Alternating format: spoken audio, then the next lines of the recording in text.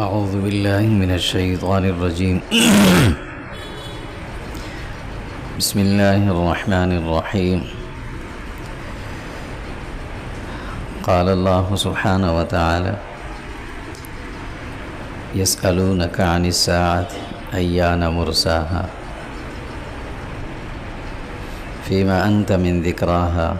إلى ربك منتهاها إنما أنت منذر من يخشاها كأنهم يوم يرونها لم يلبثوا إلا عشية أو ضحاها صدق الله مولانا العظيم۔ اللہ سبحانہ و تعالی نے قرآن مجید میں جہاں بنیادی عقائد کا ذکر کیا، توحید کا، رسالت کا، وہاں تیسرے نمبر پر ذکر ہے قیامت اور بعث بعد الموت کا۔ اللہ رب العزت نے قرآن مجید میں مختلف ناموں سے اسے موسوم کیا، مالک یوم الدین، الساعہ، مختلف ناموں سے، قیامہ۔ قرآن مجید میں اللہ نے اس کا ذکر بار بار اس لیے فرمایا کہ جب قیامت کا ذکر یا اس کا تصور انسان کے ذہن میں مستحضر ہوتا ہے تو دنیا میں انسان کی زندگی بہت اچھے طریقے سے گزرتی ہے، اسے اس بات کا ہر وقت استحضار رہتا ہے کہ مجھے اللہ رب العزت کے سامنے ان ساری جو کام میں کروں گا یا جو کرتا ہوں اس کا حساب دینا ہے، جواب دینا ہے۔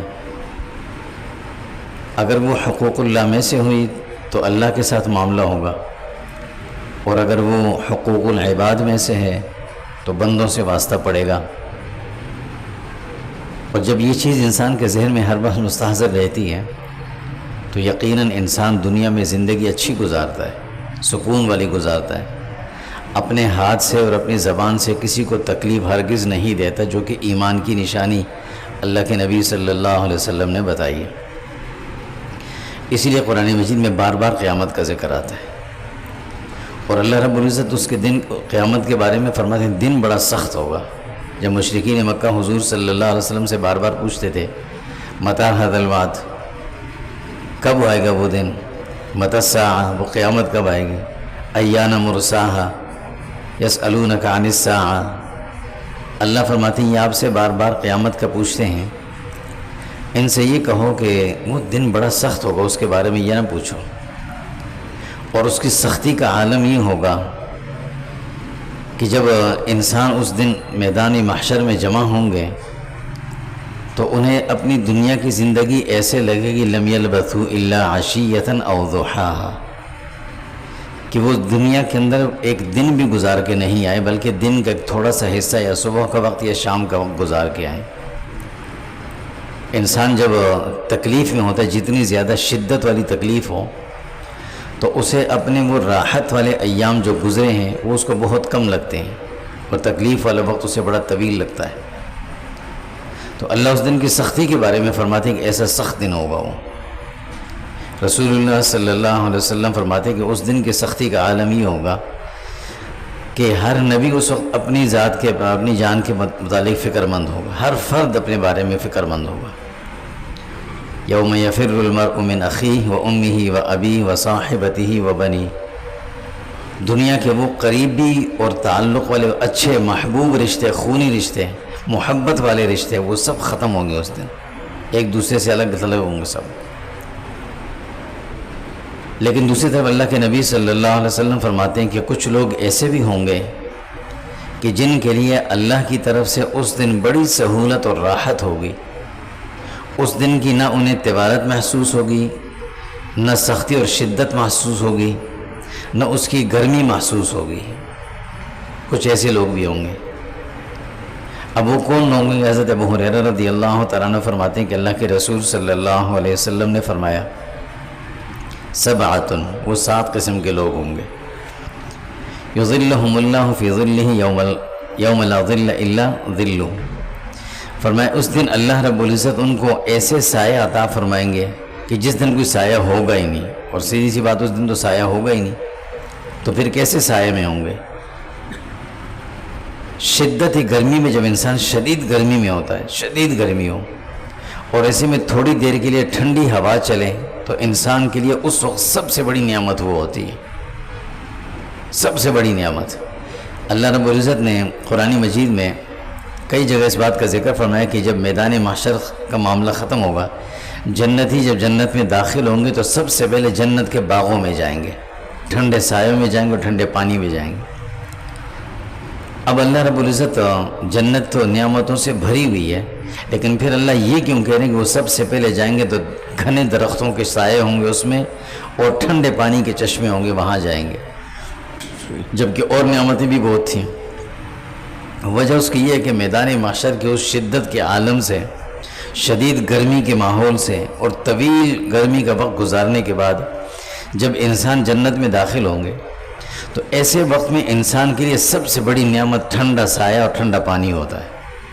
تو اللہ فرماتے ہیں سب سے پہلے ان کا تواضع اور مہمان نوازی اس چیز سے کی جائے گی۔ تو رسول اللہ صلی اللہ علیہ وسلم فرماتے ہیں کہ 7 لوگ وہ ہوں گے کہ جن کو میدان محشر میں اللہ کی طرف سے ایسی راحت اور سکون، ان کو ایسا راحت اور سکون ملے گا کہ انہیں کسی قسم کی تکلیف محسوس نہیں ہوگی، اور یقیناً یہ بہت ہی بڑے خوش نصیب لوگ ہوں گے انبیاء کے بعد کہ اللہ کی طرف سے ان کو ایسا ہی ایک انعام ملے گا کہ انہیں اس قیامت کے دن کی نہ طوالت محسوس ہوگی، نہ شدت محسوس ہوگی، نہ انہیں کسی قسم کی فکر ہوگی، لا خوف علیہم ولا هم یحزنون،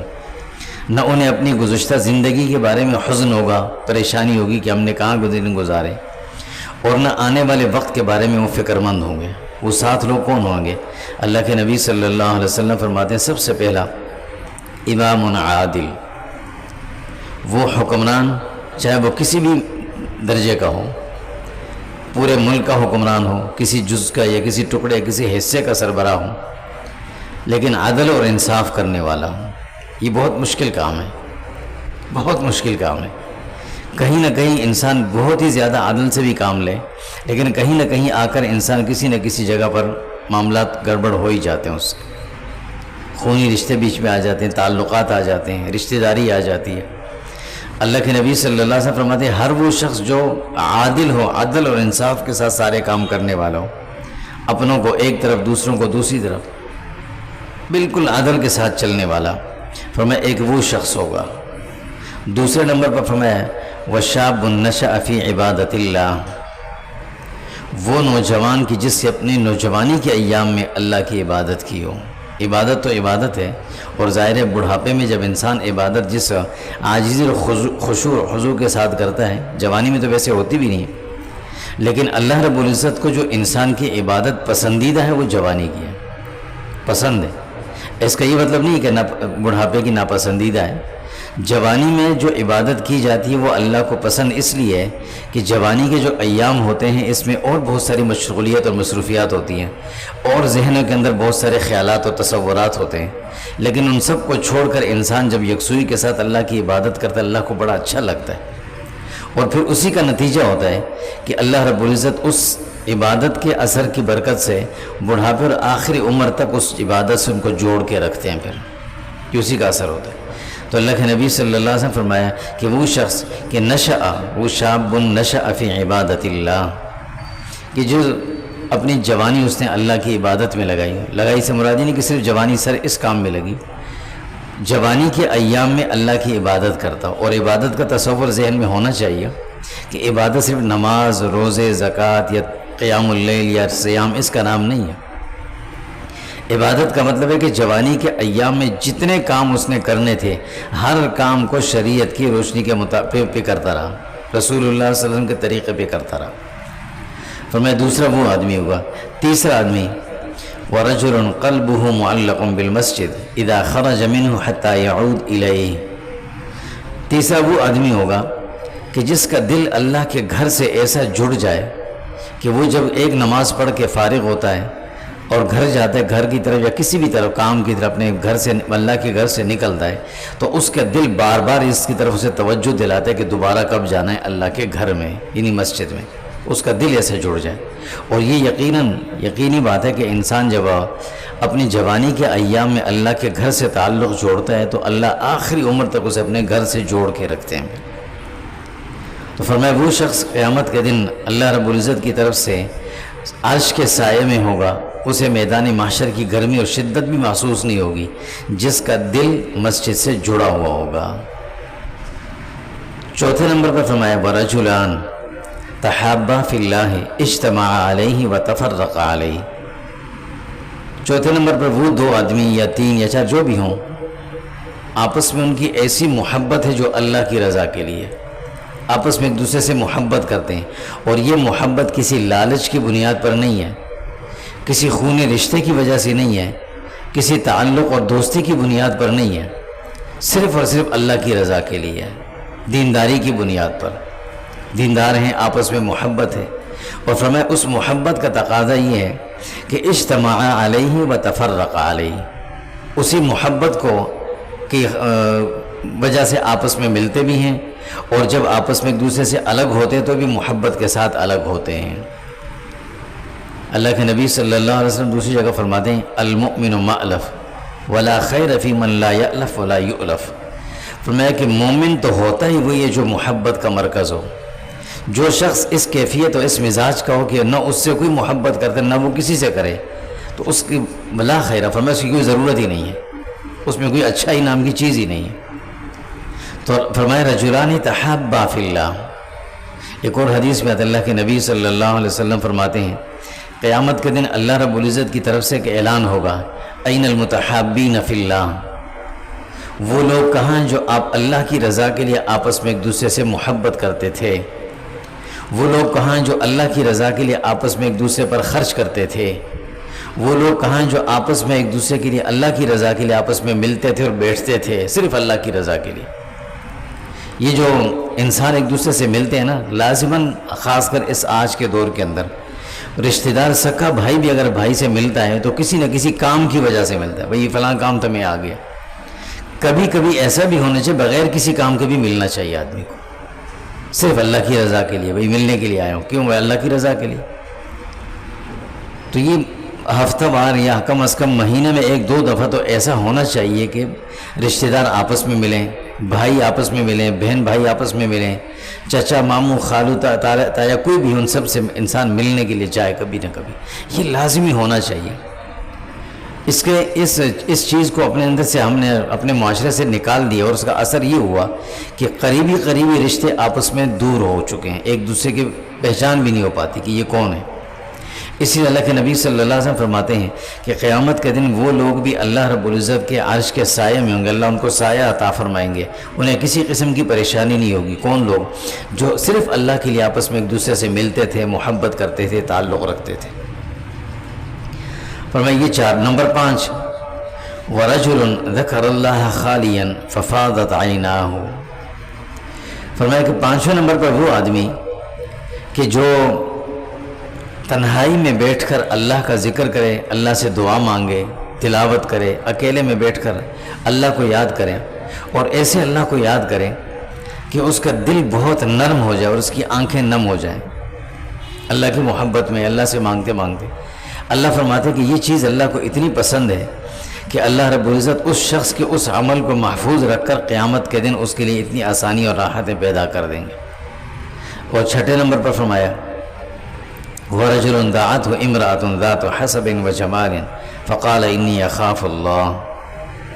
فرمایا کہ وہ شخص کہ جس کے سامنے گناہ کے سارے راستے کھلے ہوئے ہوں، کوئی ڈر خوف بھی نہ ہو، کوئی رکاوٹ بھی نہ ہو، کسی قسم کی کوئی ممانعت نہیں ہو، اس کے باوجود بھی اس گناہ سے اس لیے بچے کہ انی اخاف اللہ، وہ کہ مجھے اللہ کا ڈر ہے۔ فرمایا یہ شخص جو ہے قیامت کے دن اللہ رب العزت، اللہ کے نبی صلی اللہ علیہ وسلم فرماتے ہیں کہ یہ شخص بھی قیامت کے دن اللہ رب العزت اسے عرش کا سایہ عطا فرمائیں گے۔ اور 7ویں نمبر فرمایا وَرَجُلٌ تَصَدَّقَ بِصَدَقَةٍ فَأَخْفَاهَا حَتَّى لَا تَعْلَمُ شِمَالُهُ مَا تُنْفِقُ يَمِينُهُ۔ وہ آدمی جو اللہ کی راہ میں اگر کوئی چیز خرچ کرتا ہے تو اس طرح سے خرچ کرے کہ کسی کو پتہ نہ چلے، خفیہ طریقے پر، مخفی طریقے سے خرچ کرے۔ اللہ کو یہ بڑا پسند ہے۔ ضروری نہیں ہے کہ ہر چیز کو مخفی طریقے پر خرچ کرنا، بعض اوقات کسی کے سامنے دکھا کر خرچ کرنا بھی ثواب ہے، لیکن اس کی حکمت ہے۔ مثلا زکوٰۃ ہے یا صدقہ فطر ہے جو کہ فرض ہے یا واجب ہے۔ اب بہت سے لوگ اس سے غافل ہیں، زکوٰۃ کا ان کو خیال ہی نہیں ہے، صدقہ فطر ان کو بھولا ہوا ہے۔ تو ایسی صورت میں اگر ان کے سامنے زکوٰۃ دی جائے، بتا کے بے شک ابھی یہ میں زکوٰۃ کا مال دے رہا ہوں، اس نیت کے ساتھ کہ ان کو بھی یاد آ جائے، ان کو بھی پتہ چل جائے یہ بھی زکوٰۃ دیں، تو پھر یہ بھی عبادت ہے۔ اور جب یہ کیفیت نہ ہو، باقی نفلی صدقات ہوں، تو اس میں پھر بہتر یہ ہے کہ انسان مخفی طریقے سے چھپ کر خاموشی سے اللہ کی راہ میں خرچ کرے۔ اور اللہ کے نبی صلی اللہ علیہ وسلم نے اس کی پھر مثال دی، فرمایا کہ اس کی مثال یہ ہے کہ جب ایک ہاتھ سے خرچ کرو تو دوسرے کو پتہ نہ چلے، ایسے تو ہو نہیں سکتا۔ اللہ رب العزت نے انسان کے جسم کے اندر جو اعضاء ڈبل رکھیں، دو رکھیں، ان میں حرکت ایک ساتھ ہوتی ہے، ایک کو حرکت ہے، دوسرا حرکت کرتا ہی ہے۔ وہ الگ بات ہے کہ ہم اس کی حرکت کو روک لیتے ہیں، ایک قدم اٹھتا ہے تو دوسرا رکھا ہوتا ہے، لیکن وہ حرکت محسوس ضرور کرتا ہے۔ تو ایک ہاتھ اگر کوئی کام کر رہا دوسرے کو پتہ ضرور چل جاتا ہے، حرکت محسوس ہوتی ہے، لیکن اللہ کے نبی صلی اللہ علیہ وسلم نے مثال دے کے سمجھایا کہ مخفی کر کے چھپ کر کیا جائے۔ جو بھی نیک عمل ہو، نیک کام ہو، خاص کر جس کا تعلق نفل سے ہو، چاہے وہ مالی عبادت ہو، جسمانی عبادت ہو، اللہ تعالیٰ کو مخفی طور پر پسند ہے۔ اللہ کے نبی صلی اللہ علیہ وسلم فرماتے ہیں فرض نماز کے بعد سب سے افضل نماز کون سی ہے؟ فرمایا تہجد کی۔ اور تہجد کا وقت کیا ہے؟ جوف اللیل، فرمایا رات کا وہ آخری حصہ، پہلا بھی نہیں، آخری۔ کیوں؟ فرمایا وہ وقت ایسا ہوتا ہے جو غفلت کا ہوتا ہے، نیند کے غلبے کا ہوتا ہے۔ تو ایسے وقت میں اگر کوئی اٹھ کر اللہ کی عبادت کرے گا تو وہ ایسی ہوگی جس صرف اللہ کو پتہ ہوگا اور بندے کو پتہ ہوگا، کسی کو بھی پتہ نہیں ہوگا، یہ اللہ کو پسند ہے۔ ورنہ یہی تہجد اگر دن میں ہوتی تو دن میں انسان پڑھ لیتا، لیکن اللہ نے فرمایا نہیں، رات کے وقت میں، تاکہ بالکل تاریکی ہو، سب خاموش ہوں، سو رہے ہوں، اور اس وقت اللہ کی جب عبادت کی جائے تو اس وقت اللہ تعالیٰ کو بڑا پسند ہے۔ کہ اب دیکھیں یہ اس وقت کوئی دیکھنے والا نہیں سوائے اللہ، فرماتے ہیں سوائے میرے، اور یہ بندہ اس وقت صرف میرے ساتھ متعلق، وہ میرے سے وہ کر رہے، گفتگو کر رہے ہیں، مجھ سے وہ ہے، ہم کلام ہے، تو اللہ کو یہ عمل بڑا پسند ہوتا ہے۔ تو اللہ کے نبی صلی اللہ علیہ وسلم فرماتے ہیں یہ 7 قسم کے وہ لوگ ہوں گے جن کو اللہ رب العزت قیامت کے دن عرش کا سایہ عطا فرمائیں گے، اور میدان محشر کی طوالت، سختی، شدت، کسی قسم کی انہیں تکلیف نہیں ہوگی۔ اب ضروری نہیں کہ یہ 7 صفات ایک آدمی کے اندر آ جائیں، کوئی ایک صفت کسی ایک شخص کے اندر اگر ہو تو اللہ رب العزت ان سب کو جمع فرمائیں گے۔ ایک صفت کسی ایک کے اندر ہو، اور ہے بھی اتنا مشکل عمل نہیں ہے، آسان عمل ہے۔ کسی بھی ایک عمل کو انسان لے لے اور اس کو اپنی زندگی کا روزانہ کا معمول بنا لے، اس پر عمل کرنے کا تہیہ کر لے کہ میں نے یہ کام کرنا ہے، انشاءاللہ اللہ رب العزت، لازمی سی بات ہے، نہ یہ دور حضور صلی اللہ علیہ وسلم کا خیر القرون کا زمانہ ہے، نہ صحابہ کا دور ہے، یہ بات کے ادوار ہے۔ ان ادوار میں اللہ کے نبی صلی اللہ علیہ وسلم کی اس امت کے ساتھ اللہ نے ایسی نرمی کا معاملہ فرمایا ہے کہ اگر تھوڑے بہت ان سے کوئی اعمال صحیح ہونے کا دکھا بیچ میں غلطیاں بھی ہو جائیں تو بھی اللہ ان کو معاف کر دیں گے۔ لیکن کوشش انسان اپنی طرف سے کرے کہ کسی ایک عمل کو مضبوطی سے تھام لے اور اس کو کرتا رہے۔ یقینی بات ہے اللہ کے نبی صلی اللہ علیہ وسلم کی زبان مبارک سے جو الفاظ نکلے ہیں وہ اللہ کی طرف سے ہوتے ہیں، اور اللہ کے یہ جتنے بھی الفاظ ہیں یہ اللہ کی طرف سے وعدہ ہے ان کے ساتھ، اور اللہ انہ لا یخلف المیعاد، وہ اپنے وعدے کی خلاف ورزی کسی صورت نہیں کریں گے، بشرطے کہ انسان اپنے آپ کو کسی چیز پر ثابت قدمی کے ساتھ مضبوط رہ کر کوئی نیک عمل کرے۔ اللہ تعالیٰ ہم سب کو عمل سمجھ نصیب فرمائے۔ وصلی اللہ تعالیٰ علیہ خیر۔ اللہم صلی علی محمد وعلی آل محمد كما صليت على إبراهيم وعلى آل إبراهيم إنك حميد مجيد اللهم بارك على محمد وعلى آل محمد كما باركت على إبراهيم وعلى آل إبراهيم إنك حميد مجيد ربنا آتنا في الدنيا حسنة وفي الآخرة حسنة وقنا عذاب النار اللهم إنا نسألك فعل الخيرات وترك المنكرات وحب المساكين وإذا أردت فتنة بقوم فتوفنا غير مفتون اللهم إنا نسألك حبك وحب من يحبك وحب عمل يقربنا إلى حبك ربنا آتنا في الدنيا حسنة وفي الآخرة حسنة وقنا عذاب النار وصلی اللہ تعالی علی خیر خلق محمد وعلی آلہ وصحبہ اجمعین.